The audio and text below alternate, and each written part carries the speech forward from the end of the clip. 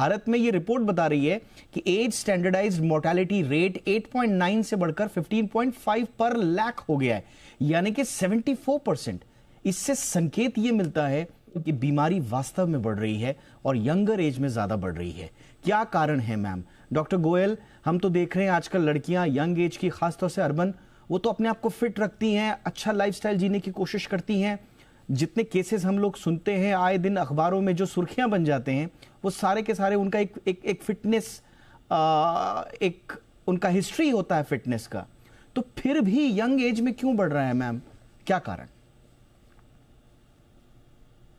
जो डॉक्टर संदीप ने कहा, मैं उस बात से पूरी तरह से सहमत हूँ कि जो इंक्रीजिंग इंसिडेंस है वो कहीं ना कहीं हमारी लाइफस्टाइल से रिलेटेड है।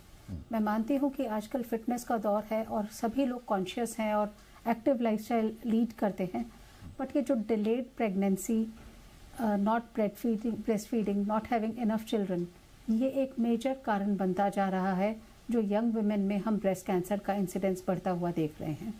सो I think we probably have to go back in our lifes, we have to go back in our lifes, जो हमारी मदर्स और ग्रैंड मदर्स का लाइफस्टाइल था, हैविंग चिल्ड्रन। आपको जान के ये हैरानी होगी कि अगर कोई विमेन कंटिन्यूसली एक बच्चे को 1 ईयर के लिए फुल ब्रेस्ट फीड करती है तो उससे ब्रेस्ट कैंसर का रिस्क 4% कम हो जाता है।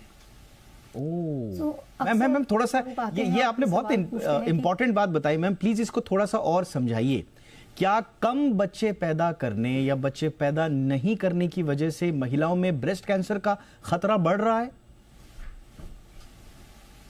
सर बिल्कुल बढ़ रहा है। जब कोई लेडी प्रेग्नेंट होती है और उसके बाद जब वो ब्रेस्ट फीड करती है तो उसकी बॉडी में एक हार्मोन होता है, ईस्ट्रोजन हार्मोन, जिसका लेवल ड्रॉप कर जाता है, लेवल कम हो जाता है।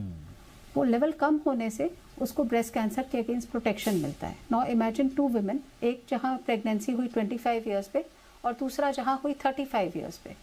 अगर 35 ईयर्स पे प्रेगनेंसी होती है तो तब तक अनअपोज्ड ईस्ट्रोजन एक्सपोजर होता है, यानी कि डिलेड प्रेगनेंसी से उतना ब्रेस्ट कैंसर के अगेंस्ट प्रोटेक्शन नहीं मिलता जितना अर्ली प्रेगनेंसी से मिलता है। तो अक्सर विमेन एक सवाल पूछती हैं कि ब्रेस्ट कैंसर जितना बढ़ता जा रहा है, क्या इसके अगेंस्ट कोई वैक्सीन आ गई है? तो इसके अगेंस्ट जो वैक्सीन है वो हमारे ही हाथ में है। Breast feeding is the vaccine against breast cancer which women have to take it themselves. So I think हमें अपने लाइफस्टाइल को वापस से फिजिकली एक्टिव रहना है, प्रोसेस्ड फूड कम लेना है, कम से कम अल्कोहल और स्मोकिंग की तरफ जाए या ना उससे बचा जाए, और timely marriages and child bearing and breast feeding, this is the way to control the incidence. This is for prevention of breast cancer. Absolutely, early detection भी उतना ही इम्पोर्टेंट है। राइट मैम, ये बहुत इंपॉर्टेंट आपने बताया, क्योंकि पूरे देश में जिस तरह से प्रोडक्टिविटी पैटर्न में बदलाव आया है, ये बहुत इंपॉर्टेंट एस्पेक्ट है जो आपने बताया। लेट प्रेगनेंसी, कम बच्चे, ब्रेस्ट फीडिंग की जो अवधि है वो कम हो जाना, ये ब्रेस्ट कैंसर रिस्क के फैक्टर बनते जा रहे हैं और पिछले 30 सालों में इसीलिए इसमें बहुत बड़े बदलाव आए हैं। बट देखिए, ये थोड़ा सा एक चौंकाने वाली, डराने वाली पिक्चर तो पेश करता है, लेकिन अच्छी बात क्या है, राहत वाली बात क्या है? लगभग 25%, यानी कि हर चौथा ब्रेस्ट कैंसर का मामला सिर्फ और सिर्फ लाइफस्टाइल चेंज से रोका जा सकता है। होगा ही नहीं अगर आपने लाइफस्टाइल में चेंज किया। तो वो चेंजेस कौन से हैं उस पर भी बात करेंगे, और जो हमारा दूसरा पार्ट था कि कैंसर की दवाएं महंगी हो रही हैं, उस पर भी राय लेंगे हमारे डॉक्टर से एक छोटे से ब्रेक के बाद।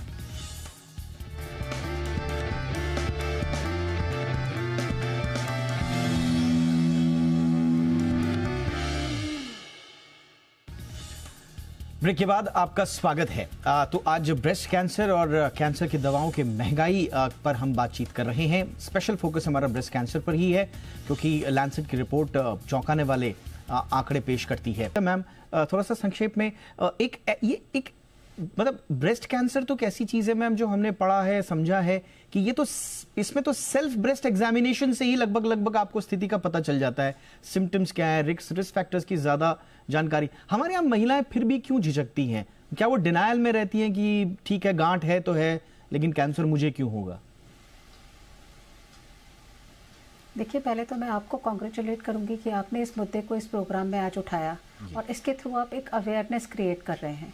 ब्रेस्ट सेल्फ एग्जामिनेशन एक बहुत ही सिंपल टूल है जिससे कि ब्रेस्ट कैंसर को अर्ली स्टेज में घर बैठ के लेडीज़ खुद डिटेक्ट कर सकती हैं, पकड़ सकती हैं। तो इस तरह के प्रोग्राम्स जो अवेयरनेस क्रिएट करते हैं, उसी के माध्यम से हमें अपनी सोसाइटी में अपनी डॉटर्स को ये सिखाना है सेल्फ एग्जामिनेशन, ताकि हम ब्रेस्ट कैंसर को बिल्कुल प्रारंभिक स्टेज में, अर्ली स्टेज में पकड़ सकें। अर्ली स्टेज में पकड़ेंगे तो कम इलाज, कम खर्चा, कम साइड इफ़ेक्ट से रिजल्ट्स 90% पे पहुंच जाएंगे। वरना अगर हम लेट पकड़ते रहे तो ये जो आपने स्टैटिस्टिक्स बताई 60% हम यहीं रह जाएंगे। So breast self examination is mandatory. Breast self examination has to be taught at the level of college, school, ताकि हमारी यंग लड़कियों को हम ये सब सिखा सकें। Right ma'am. और इसके प्रति जो झिझक है सोसाइटी में, हमें उस झिझक को हटाना, उस झिझक को हटाना होगा। अब मैम क्विकली जो हमारा, क्योंकि सर ने भी उसका जिक्र किया, इम्यूनोथेरेपी की जो दवाएं हैं, जो ताज़ा रिपोर्ट आई है टाटा इंस्टीट्यूट की, 6 महीना का इलाज भारत में औसत मासिक आय से लगभग 80 गुना ज्यादा है मैम। तो ये क्यों है और इसके लिए क्या कुछ किया जा सकता है? डॉक्टर विनीता मैम, आप इसे जी आप इसे, अगर हम अर्ली डिटेक्ट, हाँ जी, अर्ली डिटेक्ट अगर हम कर लेते हैं तो हमारे को उतनी महंगी दवाइयों की हर मरीज में आवश्यकता नहीं पड़ेगी। सेकंड चीज ये है कि जैसे जैसे ये मेडिसिन का पेटेंट खत्म होता है और इंडिया में बनने लगती हैं, जेनरिक मेडिसिन आ जाती हैं, तो उनकी कॉस्ट ऑटोमेटिकली कम हो जाती है। राइट। और आगे जैसे जैसे रिसर्च और डेवलपमेंट इंडिया में प्रोग्रेस करेगा और ये दवाइयाँ इंडिया में ही बनने लगेंगी, तब असली सॉल्यूशन, उसके बाद संभवतः हमको एक बेहतर पिक्चर देखने को मिले। Thank you so much doctor Vinita Goyal ma'am, आपके समय के लिए। शो में इतना ही, इजाजत दीजिए, अपना ख्याल रखिए, नमस्कार।